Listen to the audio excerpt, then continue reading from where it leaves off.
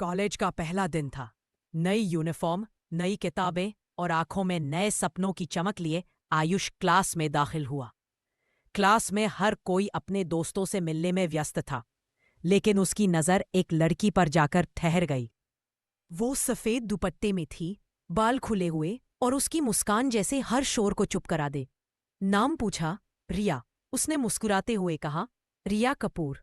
आयुष को जैसे उसी पल समझ आ गया था, कुछ तो है इस लड़की में।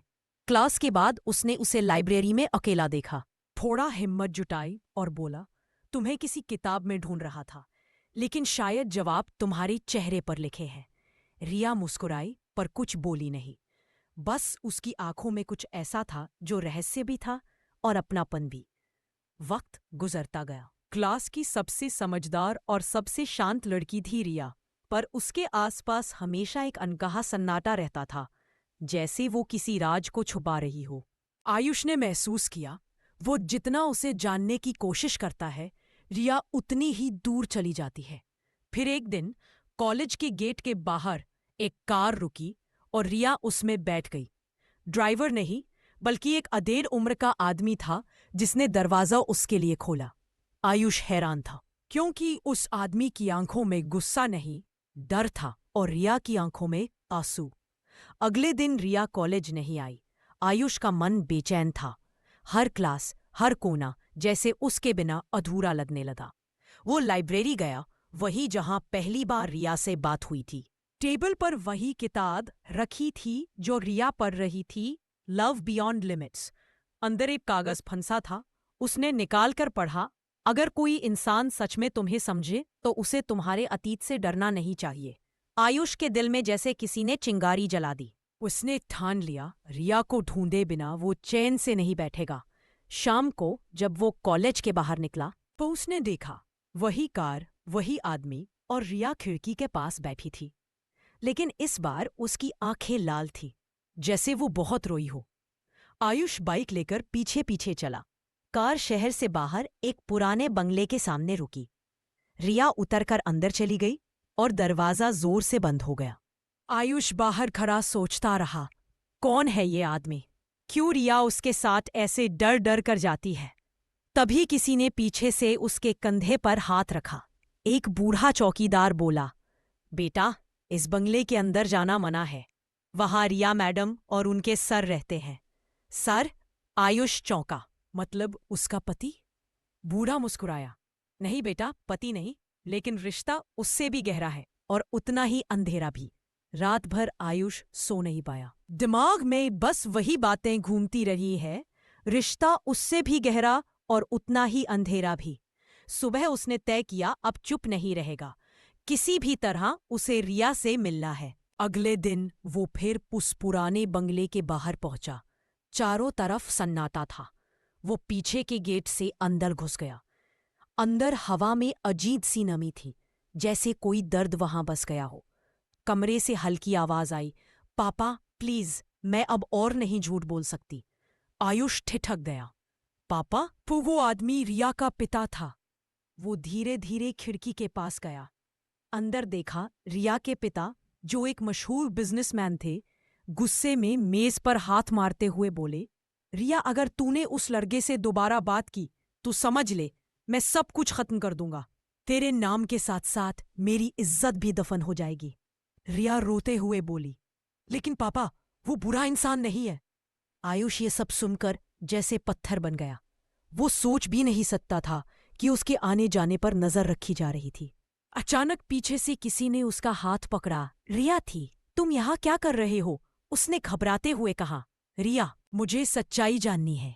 तुम्हारे पापा तुम्हें क्यों रोक रहे हैं? रिया की आंखों से आंसू बहने लगे। क्योंकि मैं वो नहीं हूं जो तुम समझ रहे हो, आयुष।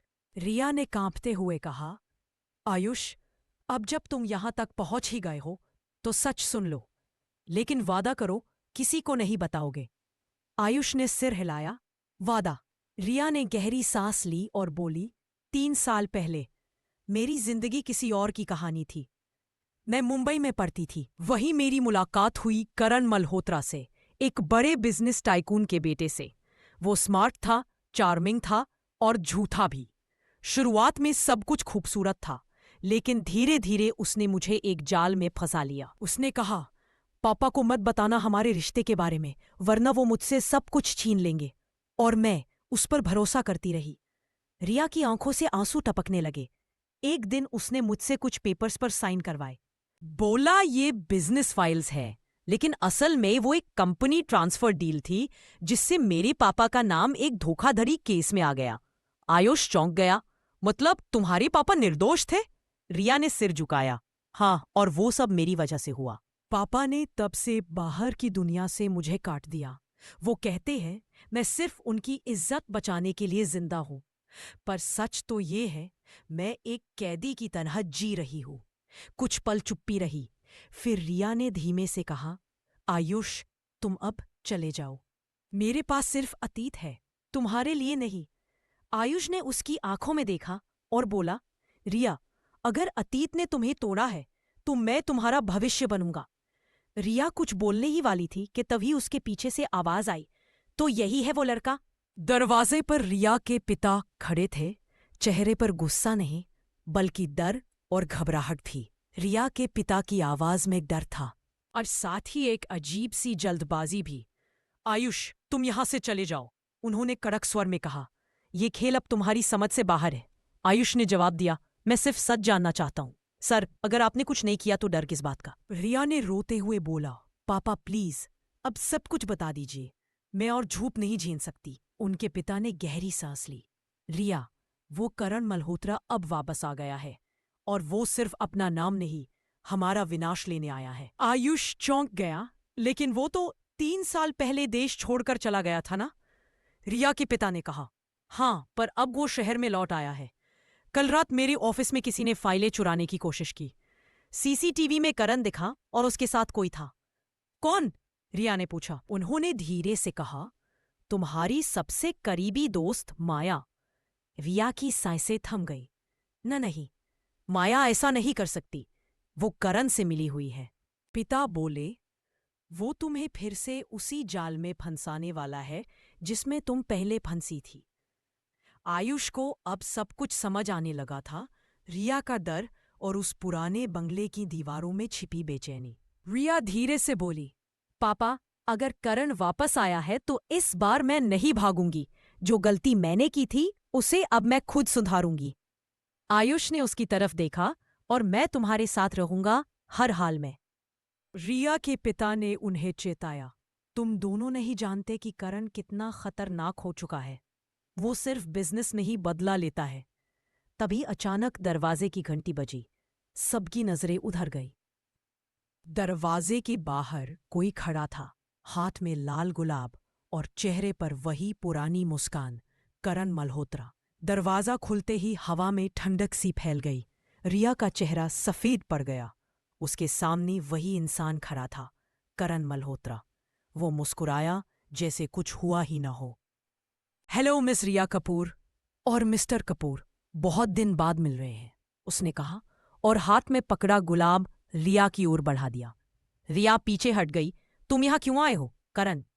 करण ने हंसते हुए कहा, इतनी जल्दी भूल गई? मैंने कहा था ना, हमारा रिश्ता अधूरा नहीं रहेगा। मैं लौट आया हूं अधूरा हिसाब पूरा करने। आयुष ने आगे बढ़कर कहा, रिया अब अकेली नहीं है करण, मैं उसके साथ हूं। करण ने उसकी तरफ देखा। ओह, नया हीरो आ गया। फिर मुस्कुराया। अच्छा है, ड्रामा में नया किरदार जुड़ गया। लेकिन याद रखना, ये कहानी मैंने लिखी है, अंत भी मैं ही तय करूंगा। रिया के पिता ने गुस्से में कहा, करण तू जा यहां से, जो करना है मुझसे कर, मेरी बेटी को छोड़ दे। करण का चेहरा अचानक ठंडा हो गया। आपको लगता है बात सिर्फ आपकी बेटी की है? आप भूल गए आपने भी मेरे साथ क्या किया था। रिया और आयुष दोनों हैरान रह गए। आपका मतलब? रिया बोली। करण ने धीरे से कहा, रिया, तुम्हारे पापा ने मुझसे वादा किया था, अगर मैं उस डील में उनका साथ दूं तो मुझे तुम्हारा हाथ मिलेगा। रिया की सांसें रुक गई। क्या पापा? पिता चुप थे। आयुष ने अविश्वास में कहा, क्या ये सच है?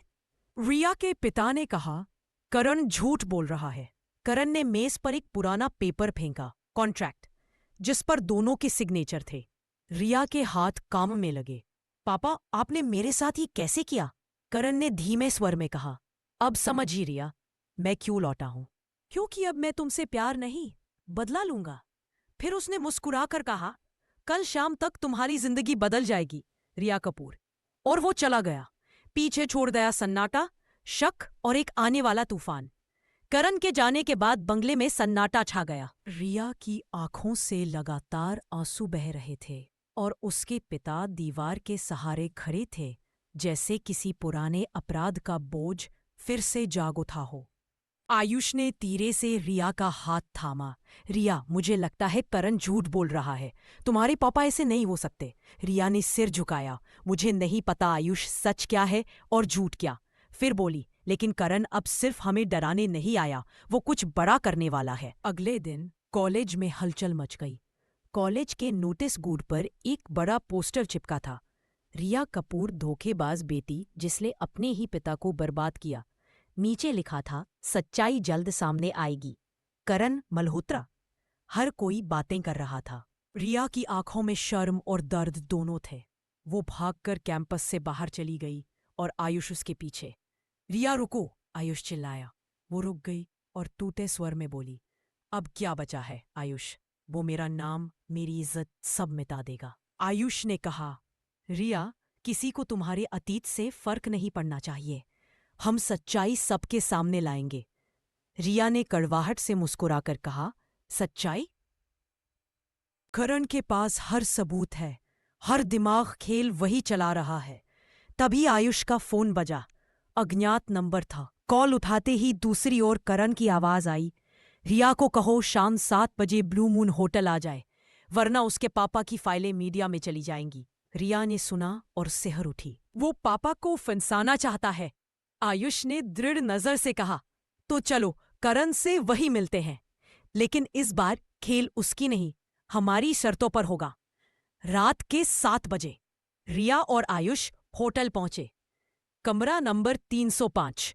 दरवाजा आधा खुला था। अंदर मंद रोशनी में करण खड़ा था, हाथ में एक पेन ड्राइव और मेज पर कुछ फाइलें। वो बोला, वेलकम टू द गेम रिया। रिया बोली, तुम जो चाहो कर लो, मैं अब नहीं डरती। करण मुस्कुराया, मुझे तुमसे कुछ नहीं चाहिए रिया, मुझे चाहिए आयुष। रिया और आयुष दोनों चौंक गए। कमरे में सन्नाटा पसरा था, सिर्फ एयर कंडीशनर की धीमी आवाज और करण की मुस्कान, जो जैसे हर शब्द से ज्यादा खतरनाक थी। रिया ने कांपते हुए पूछा, आयुष से? वो तो बस कॉलेज का लड़का है, उसका तुमसे क्या लेना देना? करण ने पेन ड्राइव मेज पर रखा। तो चलो सच्चाई खुद सुन लो। उसने टीवी स्क्रीन पर वीडियो चलाया, एक पुराना सीसीटीवी फुटेज। वो किसी ऑफिस का था, जहां करण, रिया के पिता और एक और आदमी बहस कर रहे थे। कैमरा जूम हुआ। वो तीसरा आदमी था आयुष का पिता, अशोक मेहरा। आयुष हैरान रह गया। ये मेरे पापा है। करण ठंडी आवाज में बोला, हाँ आयुष, तुम्हारे पापा, वही शख्स जिसने मेरे परिवार को बर्बाद किया था। 3 साल पहले जो फ्रॉड हुआ था, उसमें तुम्हारे पिता ने मेरे सिग्नेचर फर्जी किए थे। आयुष अविश्वास में था, नहीं, ये झूठ है, मेरी पापा कभी ऐसा नहीं कर सकते। तो फिर ये देखो, करण ने एक और क्लिप चलाई। इस बार वीडियो में अशोक मेहरा फाइल लेकर भाग रहे थे और पीछे पुलिस थी।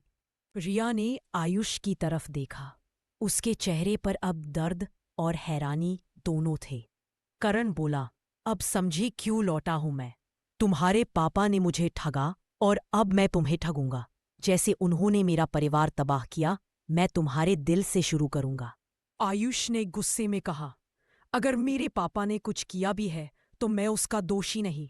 करण हंस पड़ा, बिल्कुल नहीं, लेकिन तुम्हारा दिल जरूर सजा भुगतेगा, क्योंकि अब रिया मुझसे दूर नहीं जा पाएगी, क्योंकि उसकी किस्मत मैंने तुमसे बांध दी है। रिया चौंक कर बोली, मतलब? करण आगे बढ़ा, मतलब अगर तुमने आयुष से रिश्ता नहीं तोड़ा तो कल सुबह उसके पिता की वो फाइलें मीडिया में होंगी और तुम्हारे पापा जेल में। रिया की आंखों से आंसू निकल पड़े। करण, प्लीज ऐसा मत करो, करण ने ठंडी हंसी के साथ कहा। तो सोच लो रिया कपूर, प्यार या परिवार, किसे बचाओगी? आयुष ने उसकी ओर देखा। रिया, मैं तुम्हें खोने नहीं दूंगा। रिया कांपती आवाज में बोली, शायद तुम्हें खोना ही पड़ेगा। आयुष, ताकि मैं अपने पापा को बचा सकूं। और वो वहां से चली गई। करण की मुस्कान गहरी हो गई। प्यादा वहीं चला जहां मैं चाहता था। अगली सुबह आयुष बार बार रिया को कॉल कर रहा था, पर हर बार वही जवाब, नंबर स्विच्ड ऑफ है। रात की बातें अब उसके दिमाग में हथौड़े की तरह बज रही थी।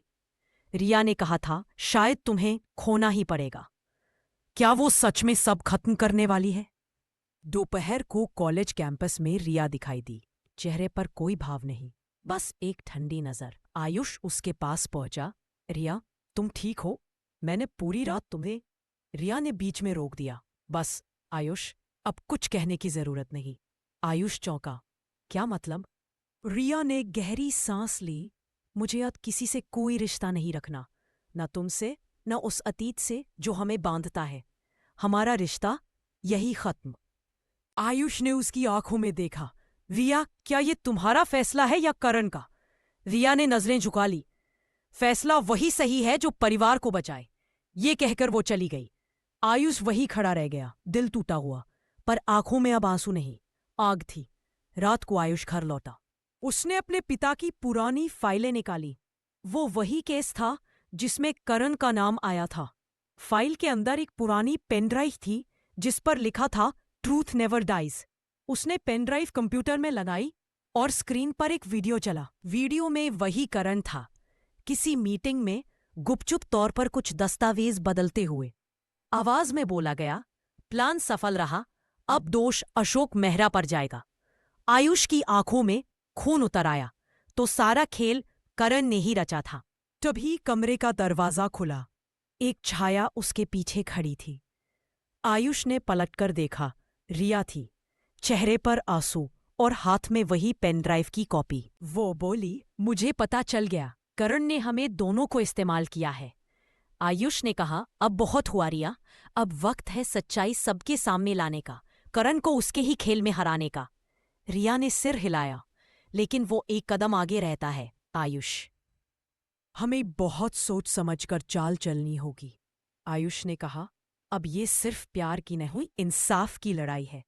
रिया और आयुष ने तय कर लिया, अब डरना नहीं है। जिस सच्चाई ने उन्हें अलग किया, अब वही सच्चाई करण के झूठ को उजागर करेगी। आयुष ने कहा, हमें करण के ऑफिस की असली फाइलें चाहिए, वो सबूत जिससे साबित हो सके कि असली धोखा उसी ने दिया था। रिया बोली, मैं उसे जानती हूं, वो हमेशा सब कुछ डबल कॉपी रखता है, एक घर में और एक ब्लू मून टावर के उसके निजी केबिन में। आयुष ने मुस्कुराकर कहा, तो आज रात हम वहां पहुंचेंगे। रात के 11 बजे शहर की ऊंचाई पर खड़ा ब्लू मून टावर, जहां करण का ऑफिस था। सिक्योरिटी टाइट थी, लेकिन रिया को हर कोना याद था। दोनों लिफ्ट से 15वीं मंजिल तक पहुंचे। लाइट्स बंद थी। कमरा नंबर 1503, करण का केबिन। रिया ने पासवर्ड डाला, करण O7, और दरवाजा खुल गया। अंदर अंधेरा और महक वही, महंगे परफ्यूम और झूठ की गंध। आयुष ने कंप्यूटर चालू किया। एक फोल्डर था, ट्रूथ बैकअप। उसमें कई वीडियो फाइलें थी। जैसे ही वो फाइलें कॉपी करने लगा, स्पीकर से आवाज आई, वेलकम बैक रिया। दोनों सन्न रह गए। स्क्रीन पर करण का लाइव वीडियो चला। वो कहीं से कैमरे के जरिए देख रहा था। मुझे पता था तुम आओगी, उसने मुस्कुराते हुए कहा। प्यार और बदला दोनों इंसान को मूर्ख बना देते हैं, और तुम दोनों के पास अब सिर्फ 5 मिनट हैं। रिया बोली, तुम हार चुके हो करण, हमारे पास सबूत हैं। करण हंसा, सबूत जो अब मेरे साथ जलने वाले हैं। अचानक अलार्म बज उठा। पूरे ऑफिस में लाल बत्तियां चमकने लगी। सिक्योरिटी गार्ड्स दौड़ते हुए आने लगे। रिया और आयुष ने फाइल कॉपी की और भागे। लिफ्ट बंद थी तो सीढ़ियों से नीचे उतरने लगे। सायरन, चिल्लाहटें, सब कुछ शोर में डूब गया। बाहर पहुंचते ही रिया ने सांस ली। हम बच गए। लेकिन तभी कार का दरवाजा खुला। अंदर करण बैठा था, चेहरे पर वही ठंडी मुस्कान। तुम दोनों को लगा मैं तुम्हें इतनी आसानी से जाने दूंगा? आयुष आगे बढ़ा। करण, अब बहुत हुआ, सच सामने लाकर रहूंगा। करण ने कार से एक बंदूक निकाली। तो फिर पहले सच्चाई मर जाएगी। रिया चिल्लाई, करण नहीं। भाई, गोलियों की आवाज गूंजी, लेकिन किसे लगी ये कोई नहीं जान पाया। धाएं, आवाज के साथ हवा रुक गई। रिया ने आंखें बंद कर ली और सब कुछ जैसे थम गया। जब उसने आंखें खोली तो देखा आयुष जमीन पर गिरा पड़ा था, उसके कंधे से खून बह रहा था। आयुष! रिया ने चिल्लाते हुए उसे अपनी गोद में लिया। आयुष की सांसें भारी थी, पर वो जिंदा था। करण कार से उतरा, चेहरे पर पागलपन और घृणा का मिला जुला भाव। मैंने कहा था ना, जो मेरे रास्ते में आएगा मिटा दूंगा, रिया रोते हुए बोली। करण, ये प्यार नहीं, जुनून है। जिस इंसान ने तुझे कुछ नहीं किया उसे तू मार डालेगा? करण ने ठंडी हंसी के साथ कहा। तुम नहीं समझोगी रिया, मेरा सब कुछ तब छीन लिया गया जब तुम्हारे पिता और इस लड़के के बाप ने मुझे धोखा दिया था। अब बदला पूरा होगा, आखिरी सांस तक। तभी दूर से पुलिस सायरन की आवाज आई। करण ने चौंक कर पीछे देखा। रिया ने मौका पाकर पास पड़ी एक फाइल उसके चेहरे पर फेंकी। आयुष ने आखिरी ताकत से हाथ बढ़ाकर करण की बंदूक छीन ली, लेकिन गोली चलते चलते करण के कंधे को छू गई। वो पीछे की ओर गिर पड़ा। पुलिस मौके पर पहुंची और करण को पकड़ लिया गया। वो चीखता हुआ बोला, रिया, ये खेल खत्म नहीं हुआ। मैं वापस आऊंगा, फिर से तुम्हारे बीच। पुलिस उसे लेकर चली गई। रिया ने आयुष का हाथ थामा। तुम ठीक हो ना? आयुष मुस्कुराया। तुम्हारी वजह से जिंदा हूं। रिया रोते हुए बोली, अगर तुम्हें कुछ हो जाता तो मैं खुद को कभी माफ नहीं करती। आयुष ने उसका हाथ कसकर पकड़ा। रिया, अब कुछ नहीं होगा। अब सच हमारे पास है और झूठ जेल में। 2 दिन बाद अस्पताल में आयुष का इलाज चल रहा था। रिया उसके पास बैठी थी। टीवी पर खबरें चल रही थीं। करण मल्होत्रा गिरफ्तार, 3 साल पुराने फर्जीवाड़े और हत्या के प्रयास के मामले में फंसा। रिया ने चैन की सांस ली। आखिरकार इंसाफ मिला। लेकिन तभी डॉक्टर अंदर आया। रिया जी, आपके लिए कोई पार्सल आया है। रिया ने हैरानी से बॉक्स खोला। अंदर सिर्फ एक गुलाब और एक नोट था। प्यार कभी नहीं मरता, लौटूंगा जल्द। रिया की रगों में ठंडक दौड़ गई। उसने आयुष की तरफ देखा। करण, अभी खत्म नहीं हुआ। अस्पताल से छुट्टी के बाद रिया और आयुष ने तय किया कि वो मुंबई छोड़कर किसी शांत जगह चले जाएंगे, जहां न अतीत की परछाई हो न डर का साया। वो दोनों मनाली के एक पुराने कॉटेज में रहने लगे। सुबह बर्फ की चादर पर धूप गिरती और शाम को रिया के हाथों की बनी कॉफी की खुशबू चारों ओर फैल जाती। सब कुछ सामान्य लगने लगा था, लेकिन बस बाहर से। एक रात रिया सोने की तैयारी कर रही थी, तभी दरवाजे पर दस्तक हुई। इतनी रात को कौन? आयुष ने बाहर झांक कर देखा। कोई नहीं था, बस एक लिफाफा पड़ा था। रिया ने उठाकर खोला। अंदर एक फोटो थी, रिया और करण की पुरानी तस्वीर। पीछे लिखा था, मैं हमेशा पास हूं।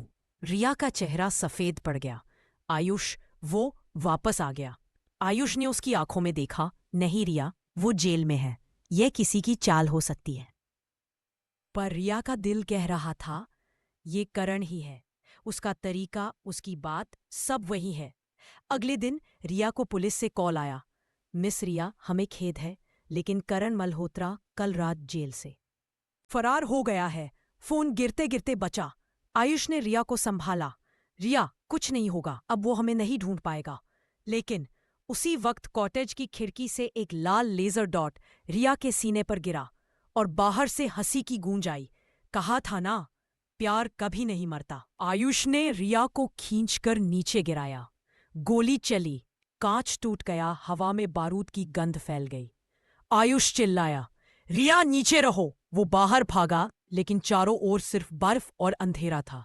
कहीं से करण की आवाज आई, तुम मुझसे मेरा प्यार छीन नहीं सकते आयुष।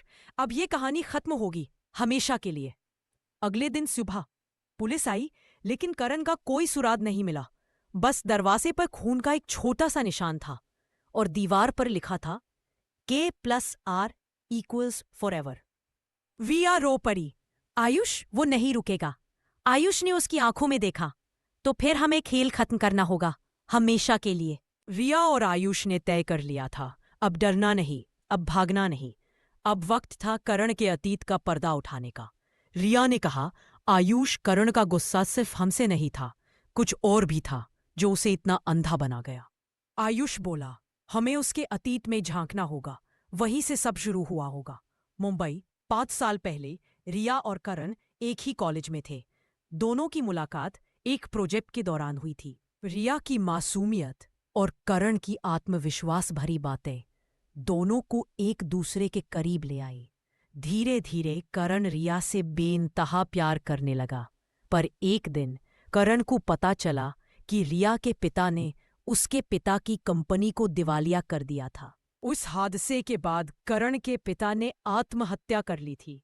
उस दिन के बाद करण का प्यार नफरत में बदल गया। रिया वर्तमान में, इसका मतलब वो मुझसे नहीं, मेरे परिवार से बदला लेना चाहता था, आयुष ने फाइल्स पलटते हुए कहा। और देखो ये, करण के पिता की मौत की रिपोर्ट में एक और नाम है, मेरे पापा का। रिया ने हैरानी से कहा। क्या, तुम्हारे पापा? आयुष ने सिर झुकाया।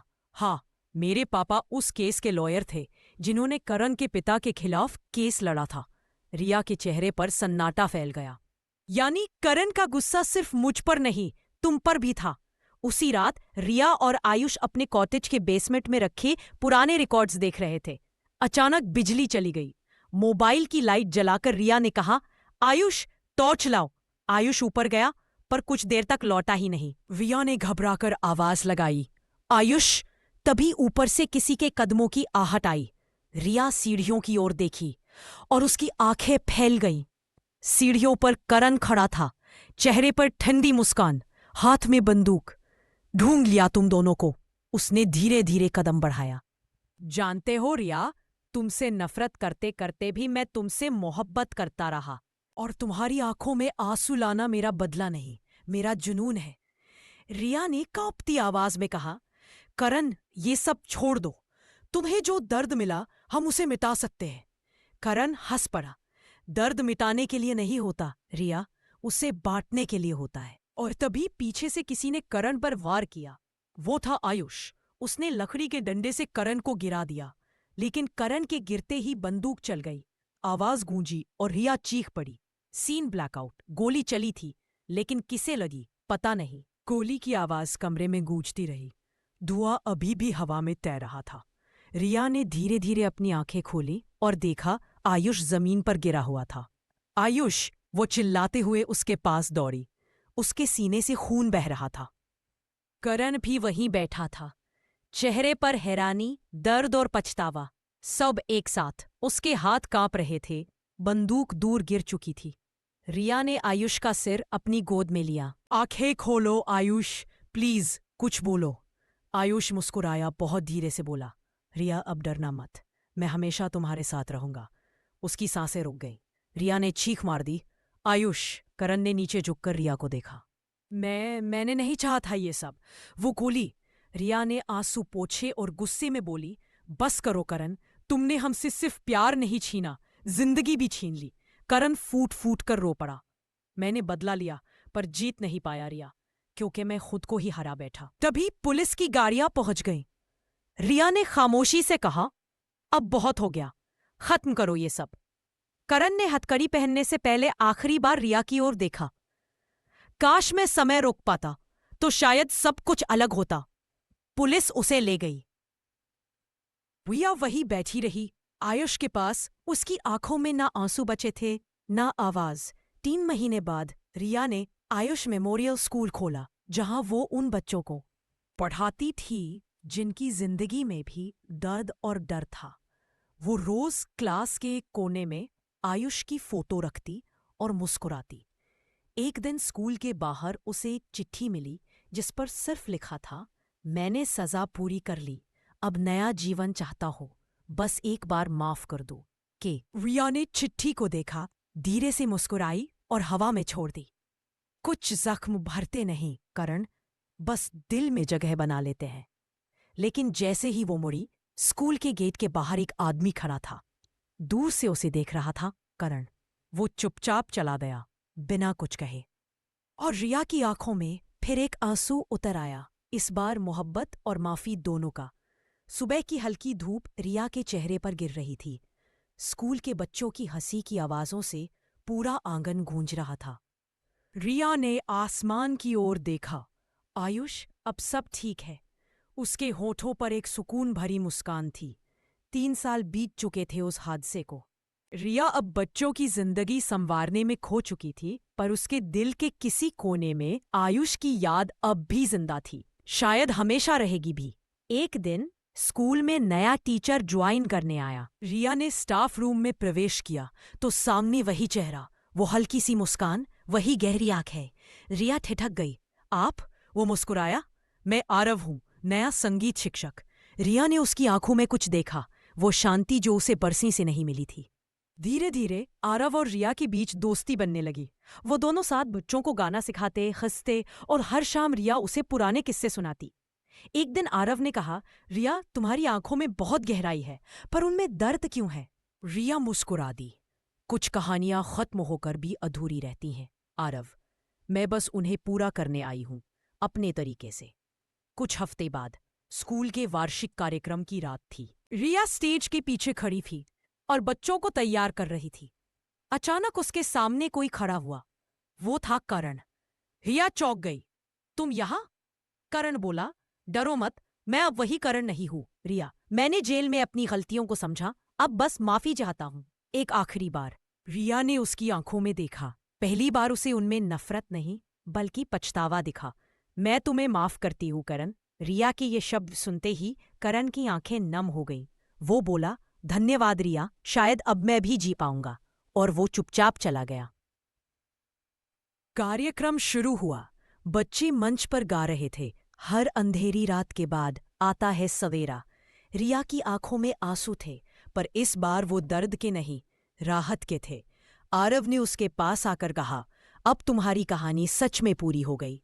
रिया मुस्कुराई, हाँ आरव, अब सब ठीक है। अंतिम दृश्य, रिया आसमान की ओर देखती है जहां बर्फ गिर रही है और बादलों के बीच सूरज की किरणें झांक रही है।